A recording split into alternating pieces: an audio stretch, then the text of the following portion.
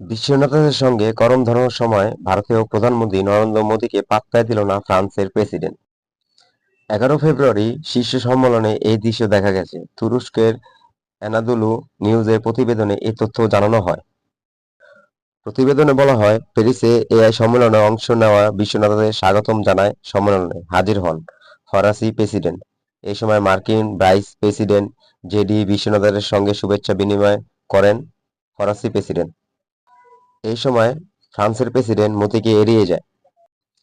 বৈঠকে বাংলাদেশের প্রসঙ্গে এড়িয়ে গেলেন নরেন্দ্র মোদি, যা বললেন ডোনাল্ড ট্রাম্প।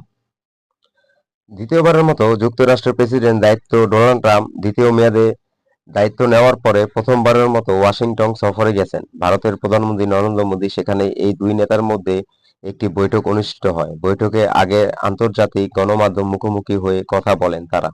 সেখানে উঠে আসে বাংলাদেশের প্রসঙ্গ। বাংলাদেশের প্রসঙ্গে এক সাংবাদিক মার্কিন প্রেসিডেন্টকে প্রশ্ন করেন, বাংলাদেশের বিষয়ে আপনার অভিমত কি? কারণ এটা স্পষ্ট যে বাইডেন প্রশাসনের আমলে মার্কিন স্টট বাংলাদেশের সরকার পরিবর্তনের সঙ্গে জড়িত আছেন।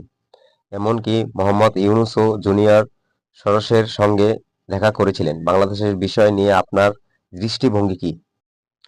জবাবে ডোনাল্ড ট্রাম্প বলেন, বাংলাদেশের সরকার পরিবর্তনে যুক্তরাষ্ট্রের কোনো সংখ্যা কিংবা প্রতিষ্ঠানের যুক্ত ছিলেন না। এক্ষেত্রে মার্কিন সেন্টারের এই কোনো ভূমিকা ছিল না। এটি এমন একটি ইস্যু যা নিয়ে ভারতের প্রধানমন্ত্রী দীর্ঘদিন ধরে কাজ করে যাচ্ছে। তাই এই ইস্যুটি আমি মোদির হাতে ছেড়ে দিলাম।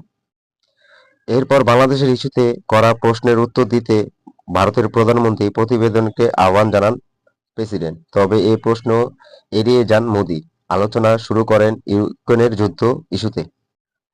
জানা গেছে, এই দুই বিশ্ব নেতার বৈঠকে অর্থনৈতিক, সামরিক সহ নানা ইস্যুতে আলোচনা হয়। ভারতের কাছে আধুনিক যুদ্ধবিমান বিক্রির প্রস্তাব দেন ট্রাম্প। পাশাপাশি দুই নেতার বাণিজ্যিক সম্পর্ক বাড়ানোর উপর জোর দেন।